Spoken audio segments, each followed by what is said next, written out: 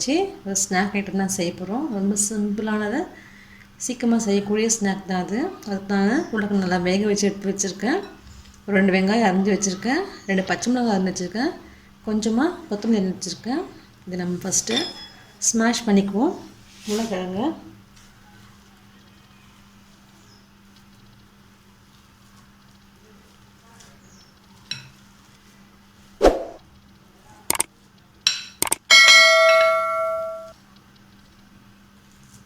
நல்லா ஸ்மாஷ் பண்ணியாச்சு. கட்டி இது இல்லாமல் நல்லா எடுத்துக்கலாம். நம்ம பாருங்கள், நல்லா ஆயிடுச்சு. இது கூட நம்ம எடுத்து வச்சுருக்க வெங்காயமும் போட்டுக்கலாம்.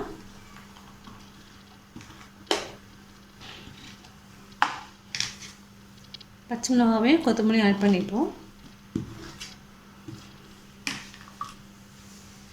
1/2 ஸ்பூன் ஜீரகம் ஆட் பண்ணிக்கிறேன். 1/2 ஸ்பூன் சோம்பு போட்டுக்கலாம்.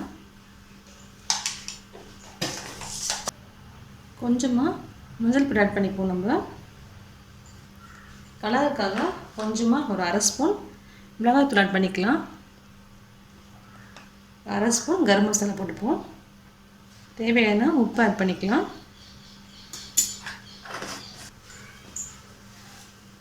எல்லாத்தையும் போட்டு நல்லா பிசைஞ்சு எடுத்துக்கலாம்.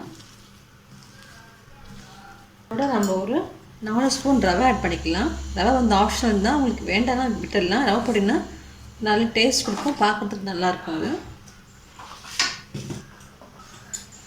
அதையும் நல்லா கலரி விட்டுருவோம். உப்பு காரெல்லாம் கரெக்டாக செக் பண்ணிக்கோங்க. அவ்வளோதான். நம்ம எண்ணெய் காய வச்சுக்கலாம். எண்ணெய் காஞ்சதும் நம்ம போட்டு பொரிச்சு எடுத்துப்போம். பாருங்கள், நம்ம சின்ன சின்ன ஸ்கொயர்ஸாக எடுத்து வச்சுருக்கோம். இப்போ எண்ணெய் காஞ்சதும் நம்ம போட்டு பொரிச்சு எடுத்துருவோம்.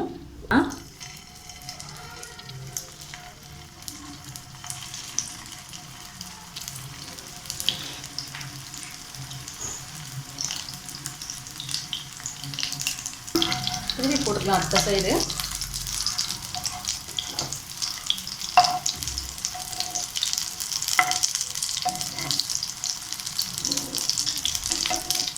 இது ஆல்ரெடி வெந்ததை நம்ம லேசாக ரோஸ்ட் ஆனால் போதும். நமக்கு நல்லா ரோஸ்ட் ஆகிடுச்சு.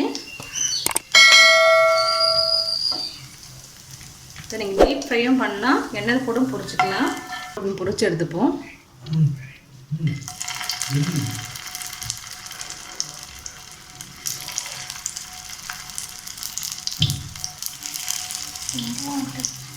பாருங்கள், நம்மளுடைய பொட்டேட்டோ ஸ்நாக்ஸ் ரெடி ஆகிடுச்சு.